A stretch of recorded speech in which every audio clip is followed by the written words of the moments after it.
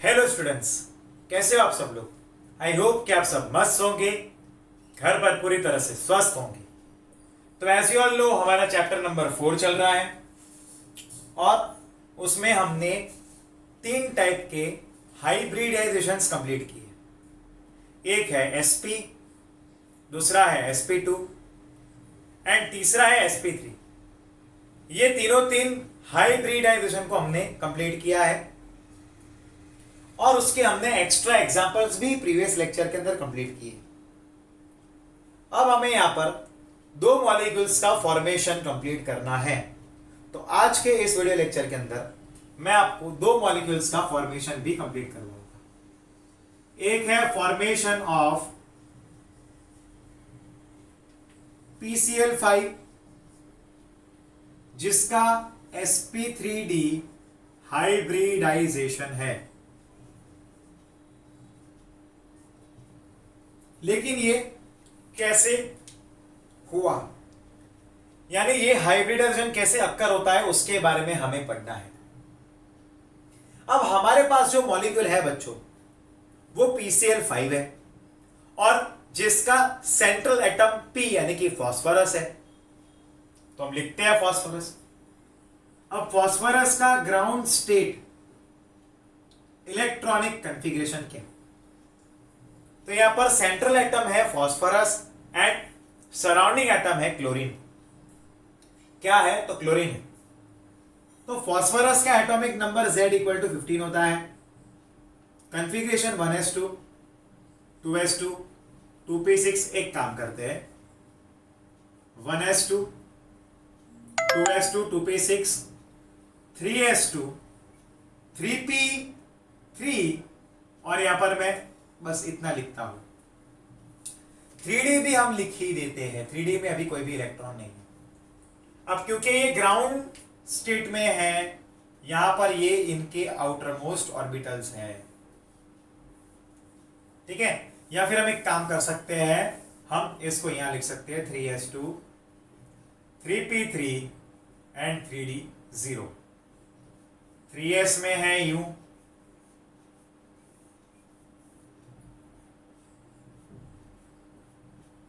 ठीक है।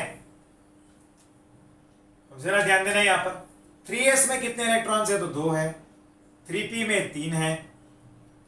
अब बेसिकली प्रीवियस लेक्चर में मैंने आपको पढ़ाया था कि जब भी कोई भी एटम दूसरे एटम के साथ कंबाइन होता है तो उसका एक इलेक्ट्रॉन पहले एक्साइट होता है, यानी कि उनके इलेक्ट्रॉन एक्साइट होंगे। अब इसका जो इलेक्ट्रॉन है वो एक्साइट होकर यहां पर शिफ्ट होगा, यानी कि यहां पर ये फास्फोरस एक्साइटेड में कैसा आएगा? तो ये यूं आ जाएगा, ठीक है। तो यहां पर ये एक इलेक्ट्रॉन, यहां पर 1 2 3 और यहां पर ये एक इलेक्ट्रॉन आएगा, ठीक है। अब इसके टोटल 5 इलेक्ट्रॉन्स अनपेयर्ड है, जो कोई ना कोई तरह से पेयर होने के बाद ही स्टेबल बनेंगे, वरना वो स्टेबल नहीं बनेंगे। और क्लोरीन का अगर हम कॉन्फ़िगरेशन की बात करें तो क्लोरीन के भी इलेक्ट्रॉनिक कॉन्फ़िगरेशन में आखिर में उसको एक ही इलेक्ट्रॉन की जरूरत रहती है, जिसके साथ वो शेयरिंग करके क्या करता है? बॉन्ड फॉर्मेशन को कंप्लीट करता है। तो यहां पर PCl5 में होगा क्या? तो जरा ध्यान से देखना, यहां पर PCl5 में होगा क्या? यहां पर एक एक इलेक्ट्रॉन तो है ही, तो क्लोरीन का एक एक इलेक्ट्रॉन इधर क्या करेगा? तो शेयरिंग करेगा। 1 2 3 4 और 5। यहां पर ये क्या आ गया? क्लोरीन का इलेक्ट्रॉन। यहां पर ये क्लोरीन का इलेक्ट्रॉन, यहां पर एक क्लोरीन का इलेक्ट्रॉन, यहां पर एक क्लोरीन का इलेक्ट्रॉन और यहां पर भी ये क्लोरीन का इलेक्ट्रॉन। अब इसका इलेक्ट्रॉनिक कॉन्फ़िगरेशन अब इसका हाइब्रिडाइजेशन क्या बना, वो जरा देखो तो आपको क्लैरिटी आ जाएगी। तो यहां पर एक s ऑर्बिटल है, 3 p ऑर्बिटल है एंड एक d ऑर्बिटल है। एक s है, 3 p है और एक d ऑर्बिटल है, ठीक है। अब यहां पर ये जो हाइब्रिडाइजेशन बनता है उसमें इन मॉलिक्यूल का स्ट्रक्चर बनता है that is trigonal bipyramidal. क्या बनता है? Trigonal bye pyramidal. लाइक यहां पर ये फॉस्फोरस है, यहां पर एक क्लोरीन है, यहां पर एक क्लोरीन है, यहां पर एक क्लोरीन है, यहां पर क्लोरीन और यहां पर क्लोरीन। जरा ध्यान से देखना, ठीक है। ये ट्राइगोनल बाय पिरामिडल और जिनके अंदर बॉन्ड एंगल्स बनते हैं 120 डिग्री जितने। अब जरा ध्यान से देखना, पेज जरा स्किप हो गया। हाँ, इनमें 3 एंगल्स जो है, 3 पीसीएल एंगल्स जो है वो 120 डिग्री बनाएंगे और बाकी का 2 पीसीएल एंगल 90 डिग्री फॉर्म करेगा। 3 पीसीएल जो है वो 120 डिग्री बनाएगा और 2 जो है वो 90 डिग्री बनाता है और ये बन गया पीसीएल 5। यहां पर देखा आपने मैंने किस तरह से हाइब्रिडाइजेशन ढूंढा, तो मैंने यहां से प्रूव कर दिया कि भाई इसका होता है sp3d। अब मैंने आपको एक और टेक्निक सिखाई है जिसमें वो शॉर्टकट है, जहां पर हमारे पास फॉर्मूला है 1/2 v plus M minus C plus A वाली। आप वो भी फॉर्मूला इधर अप्लाई कर सकते हो। You can apply that formula also here. आप उस फॉर्मूला को भी इधर अप्लाई करके डिराइव कर सकते हो इसके बारे में। अब यहां पर ये ट्राइगोनल बाय पिरामिडल है, यानी कि ट्राइंगल बनना चाहिए जिसके 3 साइड होते हैं, 1 2 और 3। बाय पिरामिड है यानी कि 2 पिरामिड, एक ऊपर और एक नीचे पिरामिड आएगा। क्लियर है? तभी इसका नाम क्या दिया है? Trigonal bipyramidal. क्या नाम दिया है? Trigonal bipyramidal. अब इसी की तरह एक और एग्जांपल हमें टेक्स्ट बुक में दिया है that is formation of SF6। क्या दिया है? Formation of SF6। जरा ध्यान से देखना, जिसका हाइब्रिडाइजेशन होता है sp3d2। sp3d2 रहता है। अब ये कैसे बना, तो उसके लिए भी हम यही टेक्निक अप्लाई करेंगे। यहां पर जैसे कि सेंट्रल एटम हमारा था दैट इज फॉस्फोरस और यहां पर हमारा सराउंडिंग एटम था क्लोरीन। सेम में यहां पर हमारा सेंट्रल एटम था सल्फर एंड सराउंडिंग एटम था फ्लोरीन। एक सेंट्रल एटम के आजू बाजू में 6 फ्लोरीन है, सराउंडिंग एटम। ठीक है, चलिए करते हैं। सल्फर का ग्राउंड स्टेट क्या? तो ऑब्वियस है Z इक्वल टू 16 है। क्या आएगा? 1s2 2s2 2p6। फिर मैं यहां पर लिखता हूं, ठीक है, 3s2 3p4 एंड 3d अभी तो 0 है क्योंकि ये ग्राउंड स्टेट है। ग्राउंड स्टेट में इलेक्ट्रॉन एक्साइटेड नहीं रहते हैं, वो हायर एनर्जी लेवल में नहीं जाते हैं। बेसिकली आपका ये वाला जो इलेक्ट्रॉन है, कपल्ड इलेक्ट्रॉन, वो जंप करके यहां पर जा रहा है जिसको हम लोग बोलते हैं इलेक्ट्रॉन जंप। ठीक है, और वो हायर लेवल पे गया। ऑब्वियस है कि भाई ये तीनों में हाई एनर्जी लेवल में कौन रहेगा? तो वो रहता है 3d। कैसे गिनते हैं? n+l वाली फॉर्मूला याद है? जिसका n+l का टोटल ज्यादा, वो उतना ही ज्यादा हाई एनर्जी में रहेगा। लाइक इसका टोटल 3 होता है, इसका टोटल 4 होता है, इसका टोटल 5 होता है। तो ये 3 से 5 में गया ना, ये कहां गया? 3 से 5 में गया, यानी कि हायर एनर्जी लेवल में गया। वही चीज यहां पर भी कुछ ऐसा होगा। लाइक ये 3s ऑर्बिटल है, ये 3p है,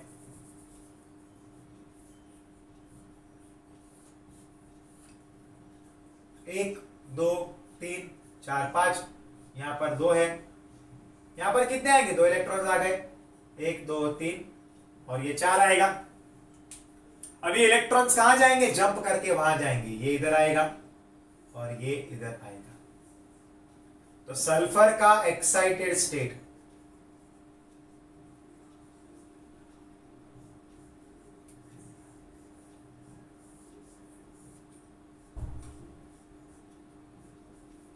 ठीक है, ये एक्साइटेड स्टेट में आ गया। अब यहां पर हमारे पास हम अगर चेक करेंगे तो 6 इलेक्ट्रॉन्स अनपेयर्ड है, जो टेंड करेंगे कि वो पेयरिंग हो जाए उनका, तभी वो स्टेबल हो पाएंगे। वो तब तक स्टेबल नहीं होंगे जब तक इनका कपलिंग या फिर पेयरिंग नहीं होता, तब तक ये स्टेबल नहीं रहेंगे। जैसे ही इसका पेयरिंग यानी कि कपलिंग कंप्लीट होगा, वैसे ही क्या होगा, वो स्टेबल बन जाएंगे।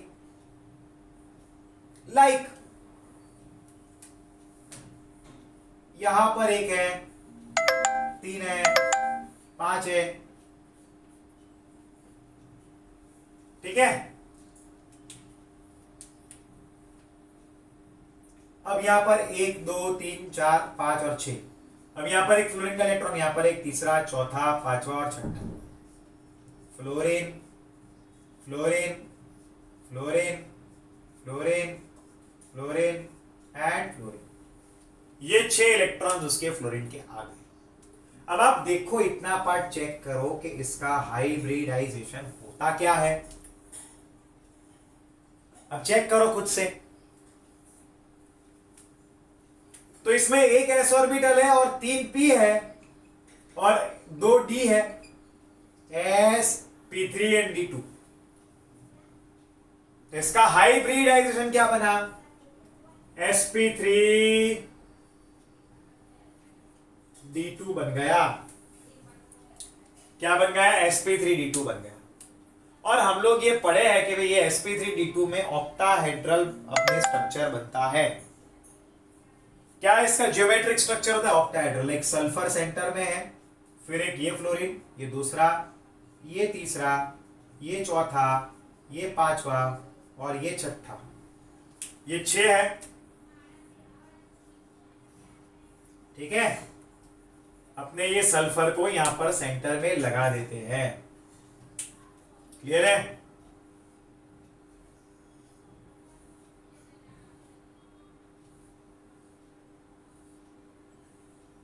ये हो गया octahedral structure.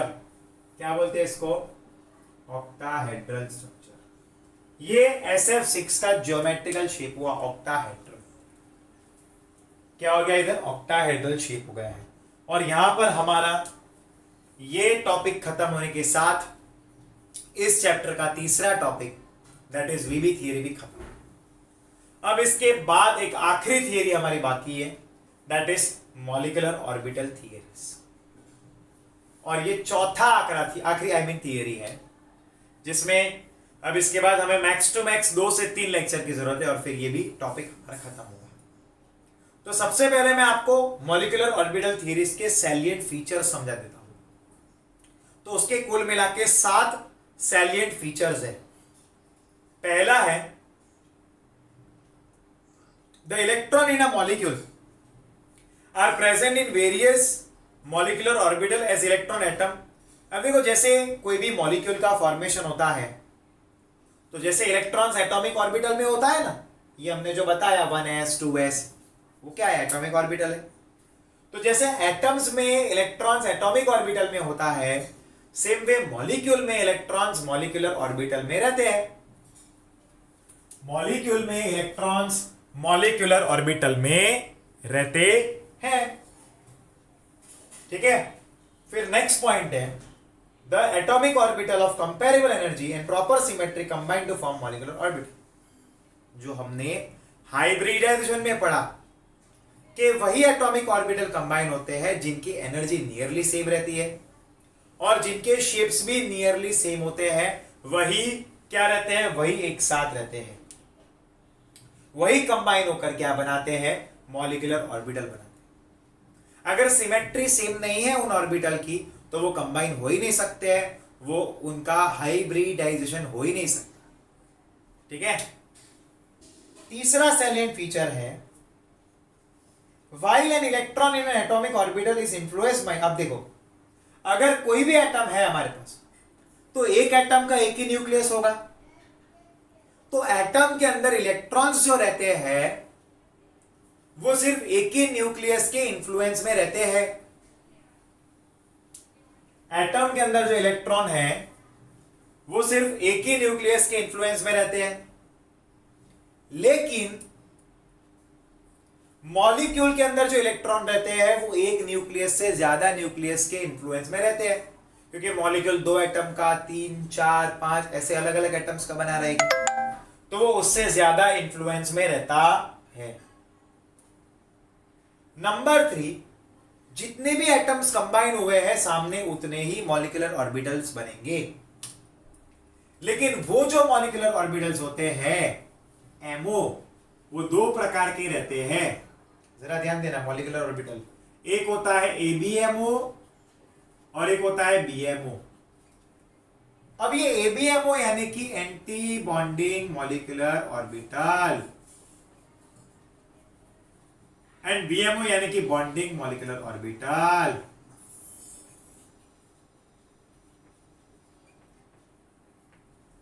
Bonding molecular orbital यानी कि पहले वो भरेगा, वो इलेक्ट्रॉन को आसानी से अपने अंदर एंटर होने देगा, लेकिन एबीएमओ अपने अंदर इलेक्ट्रॉन को एंटर नहीं होने देगा। बीएमओ की एनर्जी लो रहती है, एबीएमओ की हाई रहती है। जब तक बीएमओ नहीं भरता है तब तक एबीएमओ नहीं भरेगा। जैसे ही बीएमओ भर जाएगा फिर एबीएमओ का भरना शुरू हो जाएगा, फिर एबीएमओ का भी भरना शुरू होगा, यानी कि एबीएमओ का एनर्जी हाई रहता है। ठीक है, क्लियर है? और यहां पर भी जब भी इलेक्ट्रॉन्स का फिलिंग होता है, तो जैसे हम लोग ने अफबाउस रूल, पाउलीज रूल पढ़े थे, उसमें हमने ये देखा था कि इलेक्ट्रॉन्स जो रहते हैं वो धीरे धीरे लोअर एनर्जी से बढ़ते बढ़ते फिर हायर एनर्जी में जाते हैं। जब तक लोअर एनर्जी नहीं भरता तब तक हायर एनर्जी भी नहीं भरेगा। जब तक बीएमओ नहीं भरेगा तब तक एबीएमओ नहीं भर सकता। तो पहले लोअर एनर्जी लेवल्स भरेंगे, फिर भी एबीएमओ भरेगा। इस तरह से इलेक्ट्रॉन्स का फिलिंग होता है। इसके बारे में और डिटेल में हम अगले लेक्चर में पढ़ेंगे। ठीक है, आई होप कि आज के इस वीडियो लेक्चर में आपको समझ में आया होगा। यहां पर हमारा वीबी थियरी भी खत्म होता है and salient features of the molecular orbital theory MOT भी खत्म होता है। अब हम लोग मिलेंगे नेक्स्ट लेक्चर में। ठीक है बच्चों, तो टिल देन मैंने यहां पर जो भी नोट्स बनाई है उसका आप स्क्रीनशॉट ले सकते हो, उसका आप नोट्स बना सकते हो और इसकी प्रैक्टिस करना। इसके जो भी सैलिएंट फीचर्स मैंने आपको पढ़ाए उसका रिवीजन करना। अब सिर्फ 2 से 3 वीडियो लेक्चर के अंदर हमारा ये सबसे बड़ा चैप्टर इस टर्म का कंप्लीट होता है। ये इस टर्म का सबसे बड़ा चैप्टर कंप्लीट हो जाएगा सिर्फ 2 से 3 वीडियो लेक्चर के अंदर। ठीक है बच्चों, तो मिलते हैं अब हम नेक्स्ट लेक्चर में। Till then goodbye and take care.